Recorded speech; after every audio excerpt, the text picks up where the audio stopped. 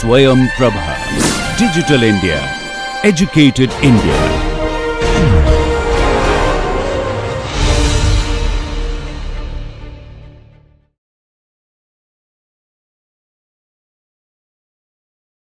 Okay, so welcome back. So where we had started talking about the round free jet, and this is something we looked at, right, in the last class.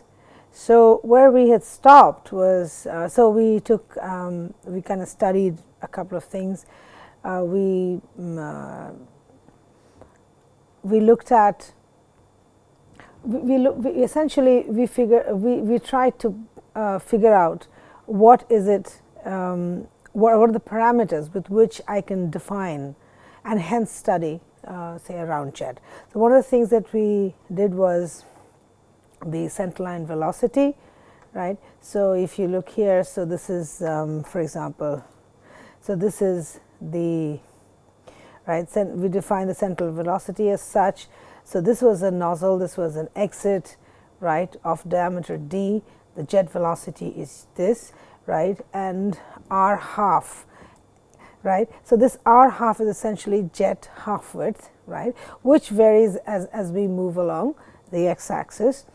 And this x length, basically we are counting x is 0 at the exit, and then we advance the x from there. And for about 25 times the diameter of the exit, it is still the developmental length. So when we consider, so therefore the analysis that we did is really existing kind of after that.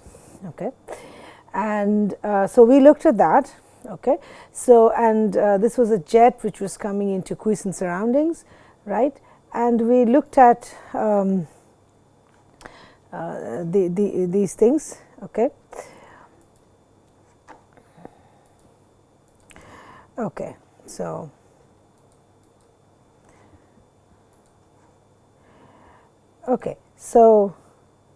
we looked at that. Okay, and so we did make these inferences saying that with increase in x by d, right, that as I move away from the jet exit, the jet decays because the centerline velocity decreases, and the jet spreads because the jet half width increases, right. We kind of did that, and we stopped. Okay, so let's see where shall we begin. Okay, so having said that, right, now so let us plot something else. Okay, now let us plot.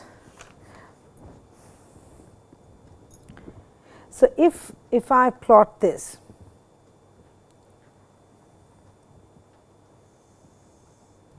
okay, so say this and this, right. Now if we plot this, right, okay, now what we had plotted earlier, okay, if I may just remind you, just looked at that, so might as well just look at it, okay, instead of plotting it again. So I'm going to just look at this again. So if you look at this, what we had plotted earlier on when we studied the jet was this, right. So this here we had this. So this is mean velocity by the jet velocity with respect to r by d, right. This is what we had plotted earlier, and then we got several of these curves. So the blue one is for several distances, as you can see. So x by d is 30, which is the distance, which is 30. So x is 30 times the diameter away from the exit of the nozzle, right. Then the green one is when the x is 60 times the diameter, and the yellow here is when x is, the distance along x is 100 times the diameter. So we got these three plots, right. So we got that. Now what we will do here is that, so we will plot mean velocity with centerline velocity, right, instead of the jet velocity. And in this case what happens is you get a single plot. Interesting, right? We get a single plot, something like that. Okay, so basically, if I plot this, right, then so essentially what I've done here is that I have, instead of a jet velocity, I take the centerline velocity, and instead of d, well, I've taken r half, which is fine. So r half, so r by r half, right? And what this means is that all the plots that we've done before, they collapse into one. Okay, and hence this is essentially a plot which these curves can be said to be. This is typically said to be self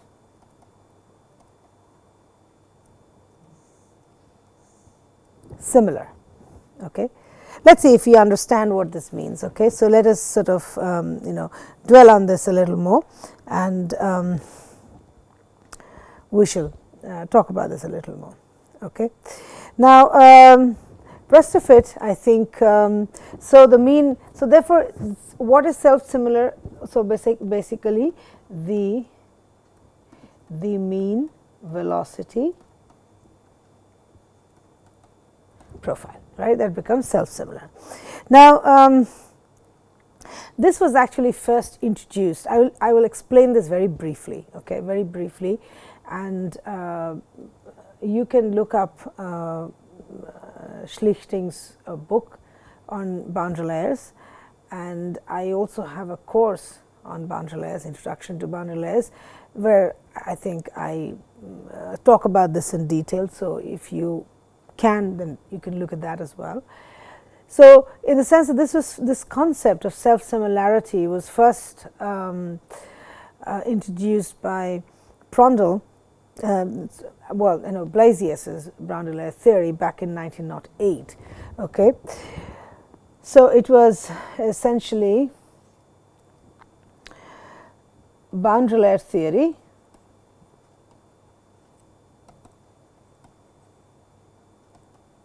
Blasius, right? So in essentially what I'll explain to you very briefly here what this means. Okay, so now say this is a flat plate. Okay, let's just say this is y, this is x, right? You have free stream which comes in, right? And what happens is that this is nothing but a, this actually, I mean, not this line exactly, but this whole thing is a boundary layer. Okay, so what this essentially means is that I have fluid flow, I have fluid flow in here as well, I have fluid flow here as well, right? This fluid is flowing, but clearly there is something which is different, which is, that's why I have this line, this green line here. Okay, let me sort of thicken that line just a little bit. This green line that I have here, right? So that is demarcating the area which is influenced by the viscosity of the fluid, right? And here viscosity can be ignored. Okay, and here it is not ignored. Okay, now the point is that if I were to essentially, if I were to draw say a velocity profile somewhere over here, this is how it will look like, right? This is how it will look like, a velocity profile. If I were to draw a velocity profile here also, so it will also look something like this. It will look something like this, right? If I draw a velocity profile somewhere here, also it will look something like this, right? However, if I draw a velocity profile, say somewhere over here, what happens? Somewhere over here, then what happens, right? So that velocity profile will look something like this.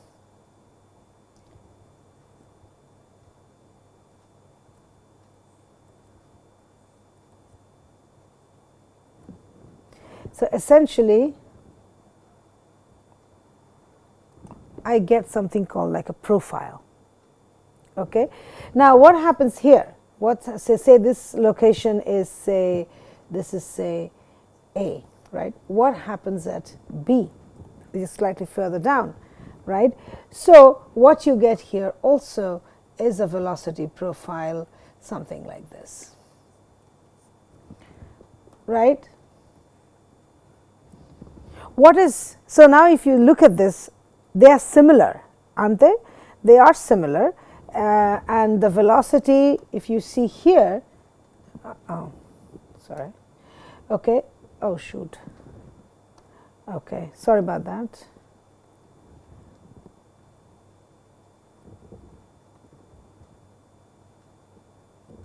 Okay, and okay, so okay, so what is, so the velocity here is the free stream velocity. That's the basically the demarcation, and velocity here of course is 0, as you can see, right, which is not the case here. Its velocity is just this free stream, it comes in here, this is a flat plate which it meets the flat plate, right, the layers of the fluid come to a stop at the flat plate, and then the other layer is going to slide over, you know, each other, and hence we have this flow velocity. Now the thing is you can see clearly here, you know, you could, this height, right, this height, right, this is actually the boundary layer thickness, right, so this is nothing but delta, so you can call that a delta A, and this is your delta B. So as you can see, the delta B and delta A are different. So therefore the boundary layer thickness is a function of x. Right? It changes.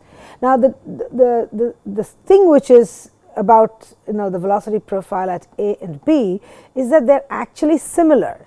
It's similar, right? It goes from 0 to V infinity, right? But it's just that at A it goes from 0 to V infinity over delta A, and at B it goes from 0 to V infinity over delta B, right. So it goes from 0 to that. So it's just that these heights are different, right. So essentially you could say that this B is nothing, this A, and if you take that, it'll actually, it's a smaller, it's a fraction of the velocity profile at A, or in other words, B is kind of a scaled up version of A. Right. So the point is that this velocity profile, the velocity profile at B, right, is similar. So similar is almost a technical word now. Similar, right, to the velocity profile at A. Right, it's just another. So therefore, if I were to analyze the behavior of the boundary layer, it's okay to you know, analyze it at any point, right? It's just that the nature is going to be same anywhere along the x, but the quantities are going to be different, which is okay, I guess, right? Okay, so that's that. So that is essentially where the boundary layer theory, using the similarity concept, was first introduced back in 1908 by Blasius, and then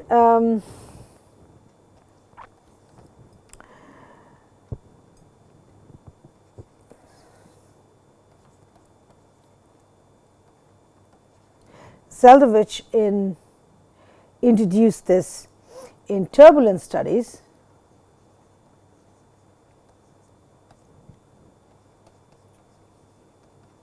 right, back in 1937, right. This was the first time. So Zeldovich introduced this into studying of turbulence back in 1937. Okay. Okay, so now there is a certain, you know, like bookish definition of this. Okay, so therefore, I mean, pretty much understand that. Right. So, in here, right. So, if I take is, for example, in this case, so this was a similarity concept. So, what we are saying here, right, that if you take the mean velocity, right, and so there, so the point was that when we did last time, okay, let's just see if I have that here, right. So, now if you have the mean velocity,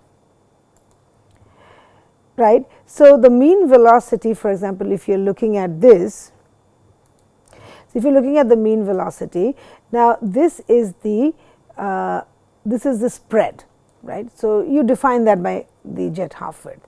Now, this, so the u mean is spread over this, right. So, when you go along x 2, the u mean is spread over this. Right. So, as you can see that these, so what we are trying to say now is that if you plot say u mean versus r half, you will get different plots, obviously, it will be two different points, is not it. However, if you do a scaled up version of this, it will be the same plot, right, and hence we do that. So, that is what we do here. So, we are basically saying that instead of u mean, so what we are doing is u mean by the center line velocity and the r by r half, right. So, then in that case they become self similar, right. I am basically taking a fraction, you know, of those values. Now, how do I what is the ratios that will be similar is this is something which is similar. Okay. Now, let me write out this definition. Well, you know, yeah, so please bear with me. Okay. So, this is a definition. So, let me write this out. Okay. When profiles of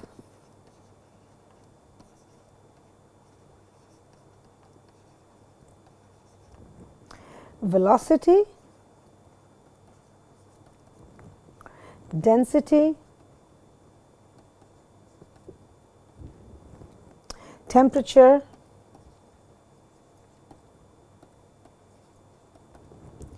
can be made congruent to each other,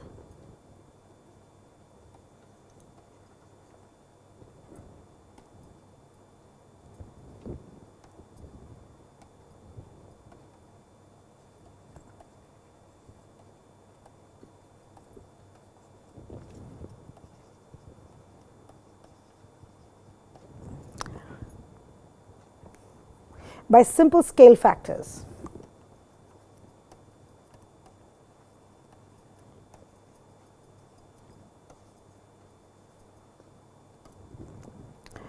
That depend on only one variable,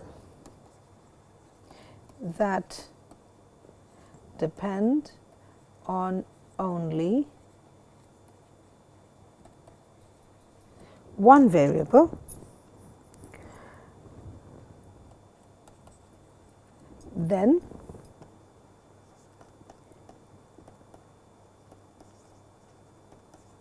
self similarity is said to exist. Okay. So, that is essentially the definition, and as you can see, so numerically this really sort of is exciting, because we are saying that now the the physical properties depend on only one variable instead of several, right, and so that means, so this actually results in PDEs being converted to ODEs, right, if I am looking at self similar profiles, right. If I were to you know, like use just the u mean, I might be dealing with a partial differential equation, but if I you know use a similarity variable, right, and that will encompass, you know, all the parameters there is, and it will basically bring about the self similarity of the mean velocity, then I should be able to use an ordinary differential equation. So, that is the advantage. Okay.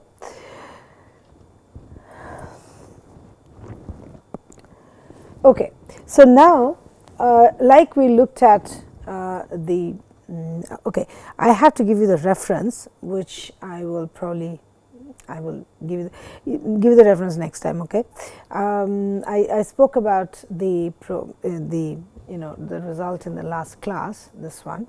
So yeah, so this was a plot, right? This was from the book. So I will give you the reference of this figure. Okay. All right. So now let's do that. So this is a plot, right? Which is, again, this is from Pope. This is the book on Pope. I'll give the reference for this. Okay, and this is page 100, and this is Fig 5.4.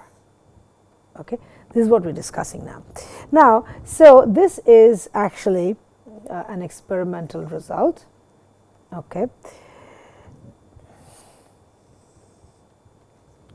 right, and this is x by d, right, and this is jet velocity by central line velocity, right, and the data points, these are experimental data points, right, they seem to be like this.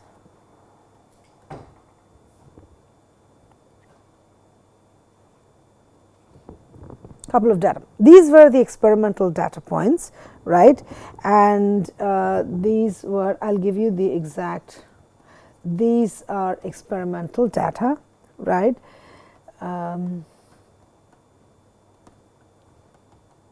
This is a benchmark paper and wonderful work in here, right. So Reynolds number. Okay. Now this is the plot, right. Now what we can sort of clearly see that this seems to be like a linear plot, you know. So what we do is we draw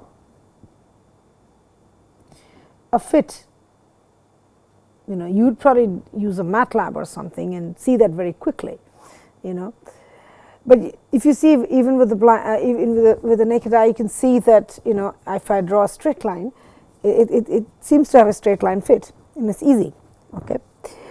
Now, so then what I do is I look at this point, right, and I call that as A, right, and let's just say this one is x naught by d. Okay, and of course there is an arbitrary point which is P, right, which is simply some x by d. Okay, and that, right. Now of course these values are given, given. Okay, so it is somewhere. Okay, some of these I'm just going to sort of, I'm reproducing the values, so it's somewhere here is 5. So okay, this is something is 25. Okay, somewhere here this is 40, this is 80, and this is 120. Okay, so these are sort of values in there. Okay, now what we do is this. Okay, now for this plot, if you see, it is, so I draw the line and I essentially extend that to, I draw the straight line in green, okay, the fit, and then I extend that to meet the x axis, and this is found out from the plot itself. Essentially x naught, right, by d is 4, right. This is found out from there, right. This is for the numerical, so this is basically for the numerical fit. Let me just write that here.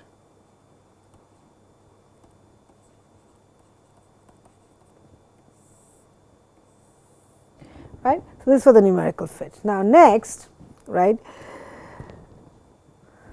what we do is slope of the line AP. We try to figure that out. Okay, how will we do that? So essentially,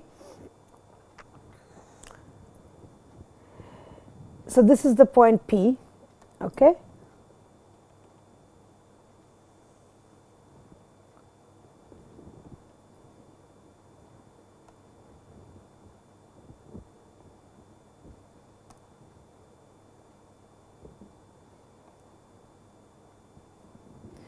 Okay. This is the point P, right? If I had to figure out the slope, so that would be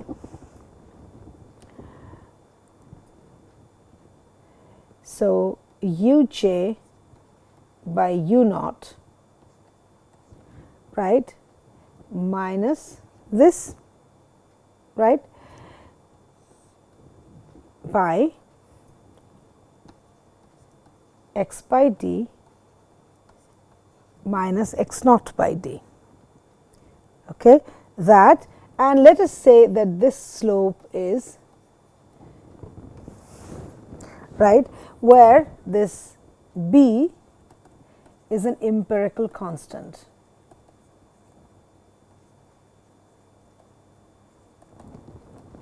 Okay.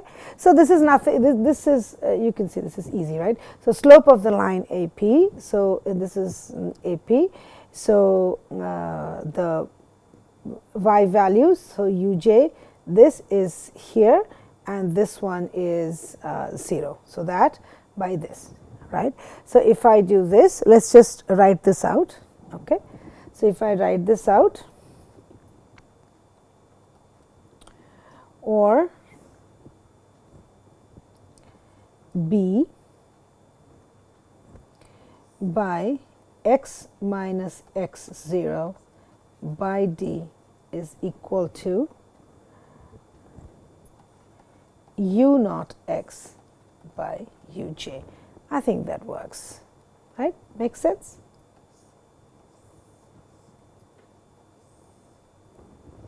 Right? I'm going to call that as 1. Right? So, if I do that, okay. So, if you see here, right, so this is basically the slope. Okay. So, B is the slope, right, and in this particular case, so now if you see this, right, so for numerical fit here, for the numerical fit here, this, for this particular case, so this is something that we have already got.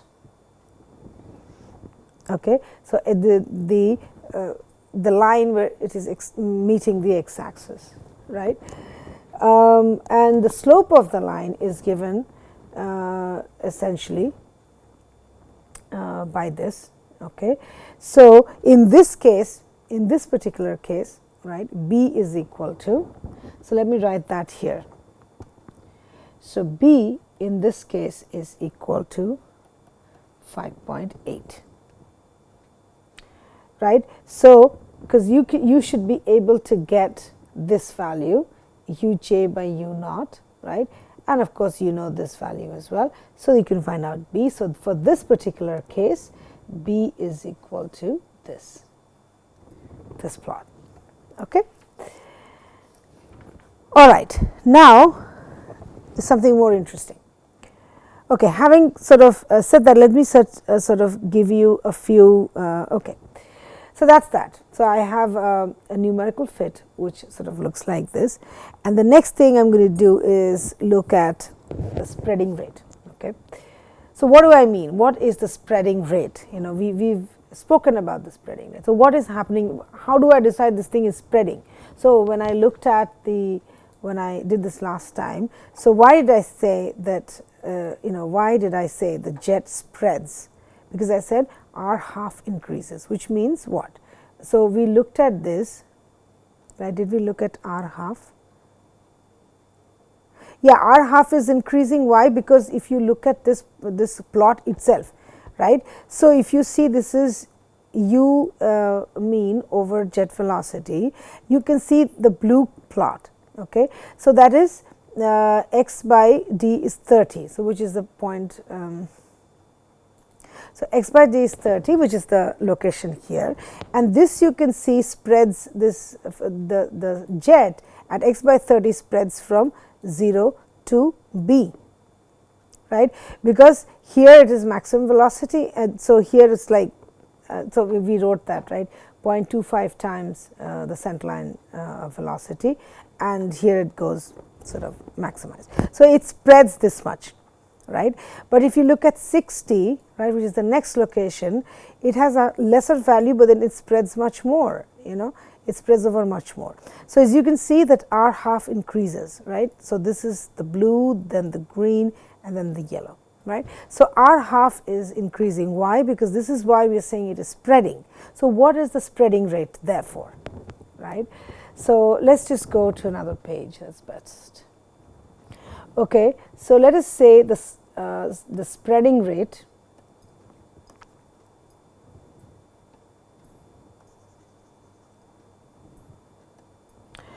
okay. So, this is the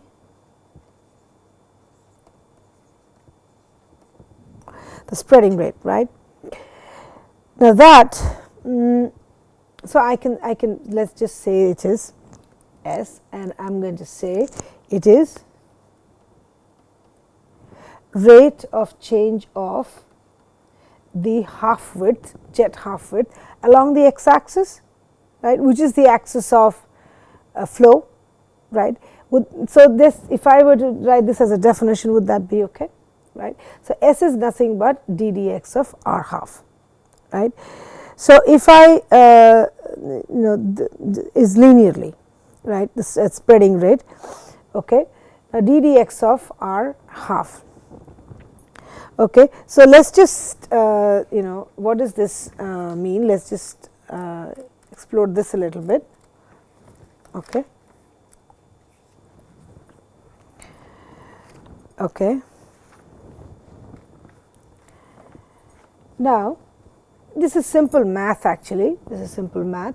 So, then I can write this as S of dx, right, is equal to d of r half.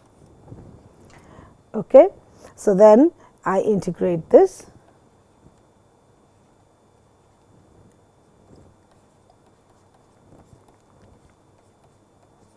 integration constant, right.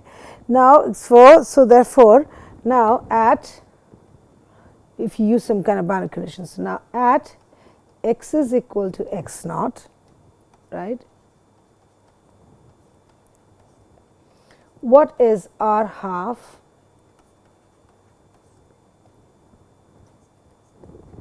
At x is equal to x naught, what I mean is this, let us go to the previous page. So, x is equal to x naught, what is r half, right, what is r half?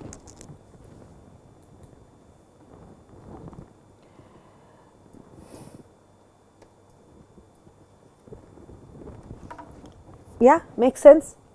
X is equal to x naught, it is 0, there is basically no jet going on there, right. So, that is essentially 0, right. So, therefore, x naught is equal to r half x naught plus c, right. So, this is equal to 0.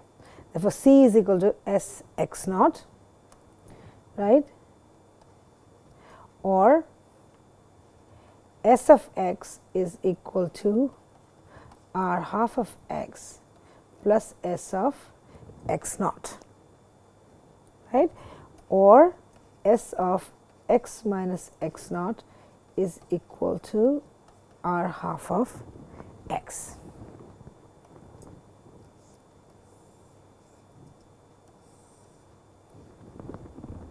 So, you can basically see that, right, it is just the spreading rate, right.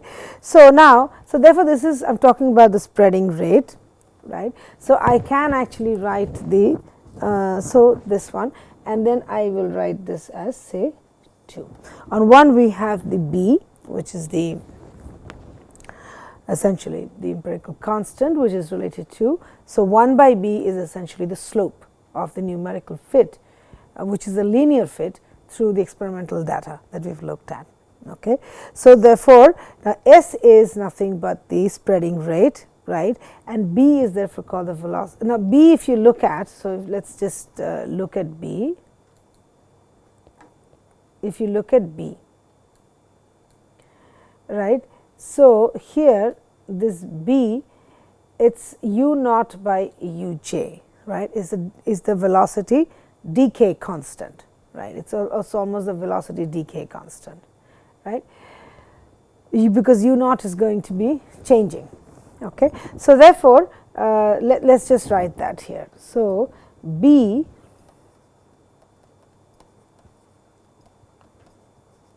velocity decay constant, right, S is the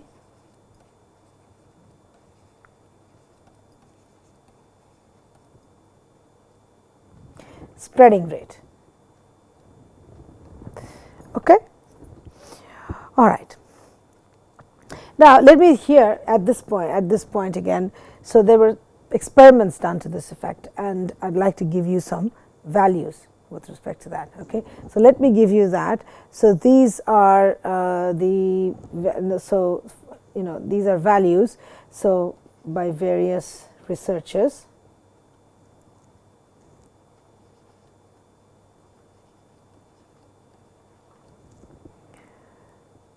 It was my utmost privilege to have known Professor Panchapakisan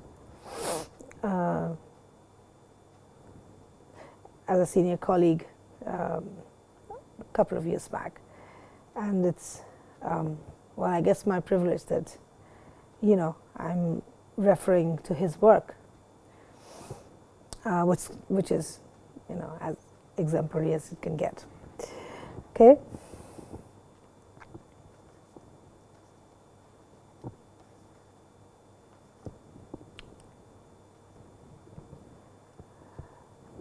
This was in 1993.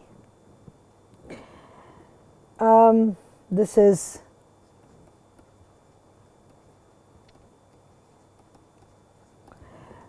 right. This was in 1994. Hot wire, and this one is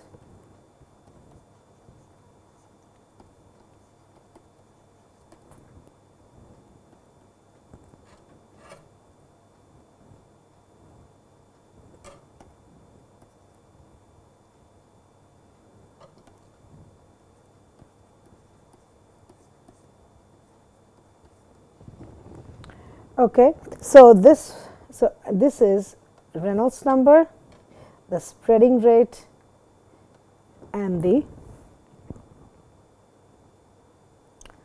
velocity decay constant. So the Reynolds number, so let me actually not like this, let me just write it together, it makes more sense. So this is the Reynolds number, the spreading rate, and this, right. So the Reynolds number here is 11,000, the spreading rate is 0.096, and the velocity decay constant is 6.06. From this experiment at 95,500 actually, okay, the spreading rate is 0.102,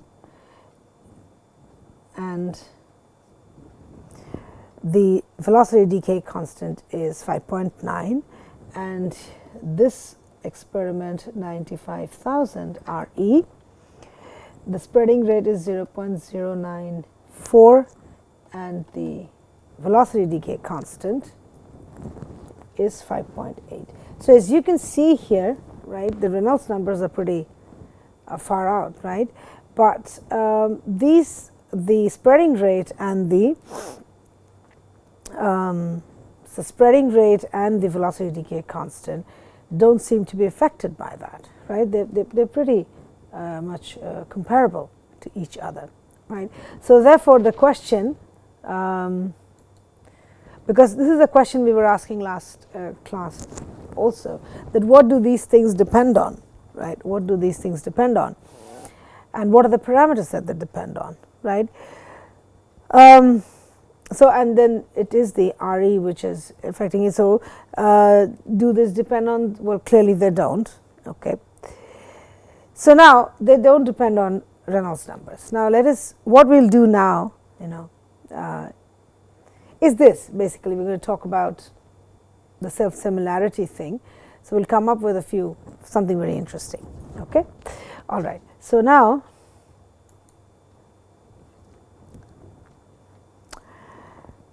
this is something we just got. So the R half is equal to,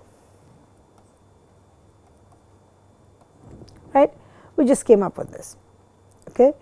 Then we divide by R on both sides.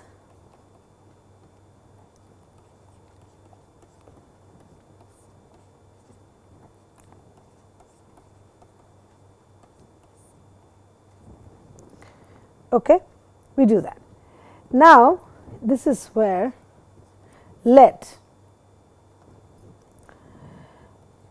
R by R half be equal to zeta. Okay. And R by x minus x naught be equal to eta. Right, I have defined basically two variables, two non-dimensional variables. So R by R half, so you take the radial distance divided by the jet half width, and you take the radial distance and divide it by the x distance, right, from the exit of the nozzle, right. So I have a zeta and an eta. Okay. So therefore, what happens here? So if I do that, so then, so 1 by zeta, so this S by eta, right, I can write that. So or, as you can see here, eta is equal to S into zeta.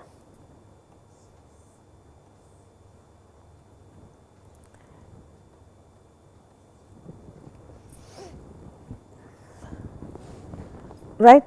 So eta is S into zeta, right. So therefore, any function that let us basically say, so what I'm basically, I have defined two variables here, zeta and eta, right. They are two different variables, right, but they are connected to each other by a fraction, which is this S, which is essentially the S, the spreading rate, right. So if this is 1, if the spreading rate is 1, then eta is equal to zeta, right. If not, it's just a fraction. Okay. Then what is the function which depends on the eta and zeta, right. So let's just say it is f of zeta, f of eta, right,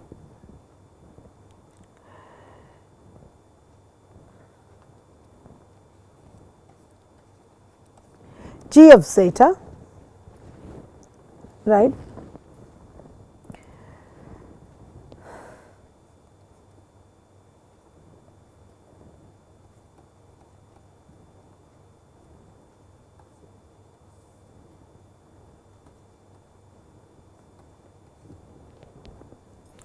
okay. Let us just go back a little bit.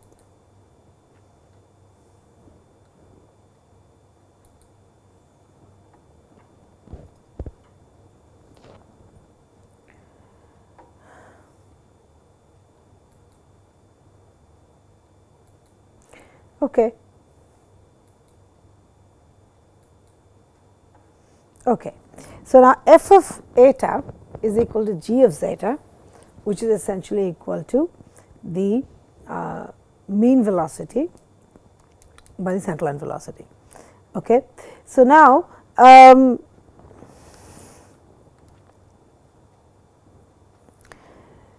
now what we will do is we will plot this. Okay. So, let us just plot this. Again, this is from in literature. So, this is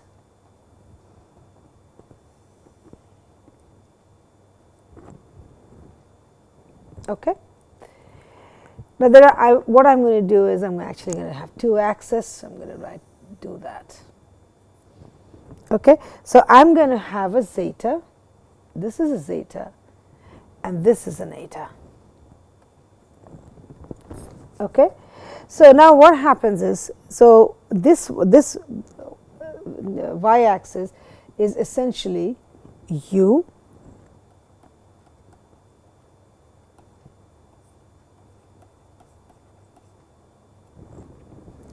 this. Okay. So, then if I do this, okay, and what I have here is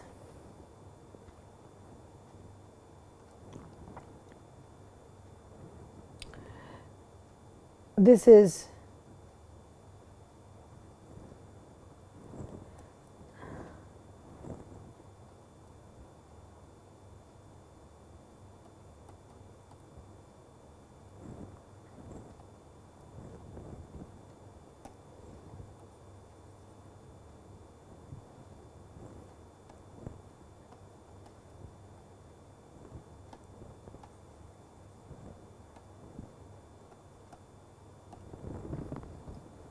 okay, and this is zeta. So, this is 1 and this is 2, right, and the corresponding eta is actually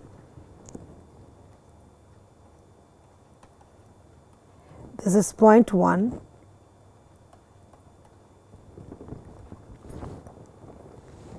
right. So, if I do this, right, if I do this, then what I get here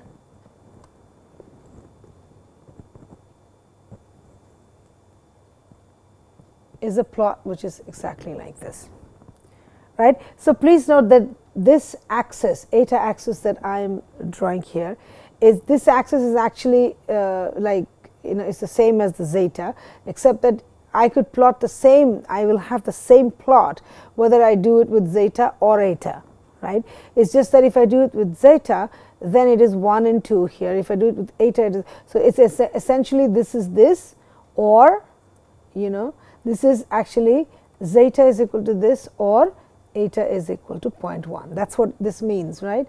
So, this is zeta is equal to this thing, or eta is equal to, that is what it means.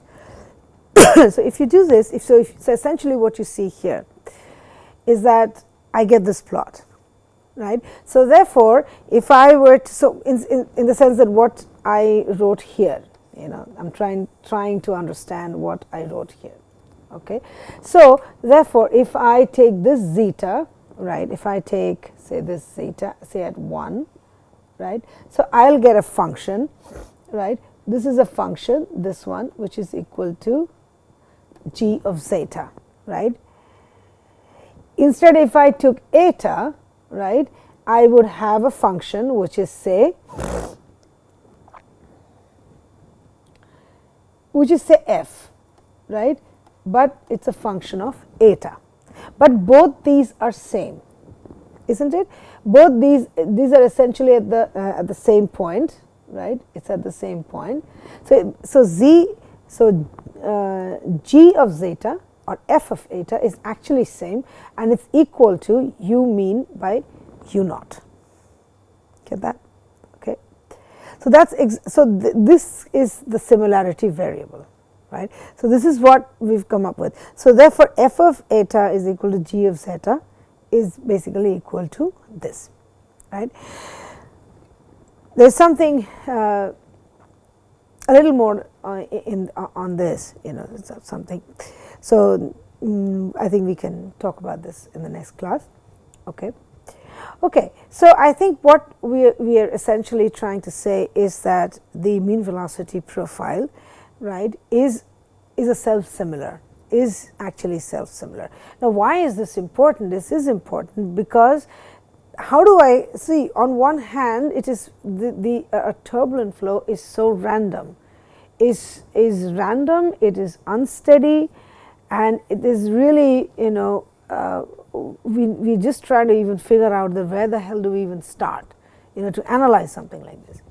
On top of that, now we're really trying to figure out that, okay, so we will calculate the velocities, fine, but at what locations, like how many locations do we have to actually calculate, and how is the velocity or all the physical parameters going to change, you know, and what will the rate of that change, right? So therefore, this similarity brings in the fact that, you know, you do not, so these velocity is self-similar, right, with the central line velocity, okay, and we define these two zeta and eta in such a way that we should be able to, so which is, so zeta is essentially this, you know, r with respect to the jet width, and jet half width, and eta is essentially r with respect to the x distance. So, if I do that, then I essentially come up with, you know, the velocity profile, which is self-similar. So, I don't need to really go ahead and sort of repeat that at, you know, the trillions of locations, or, you know, trillions of locations along the x as well as along the plane from which it is exiting, right. From which is exiting, and every location on that plane where it is spread. Okay. All right. So, I think we'll stop here, and we have a little more to do in this stuff, and then we'll get on to something else. Okay. So, I'll stop here, and I'll see you in the next class. Okay. Thanks.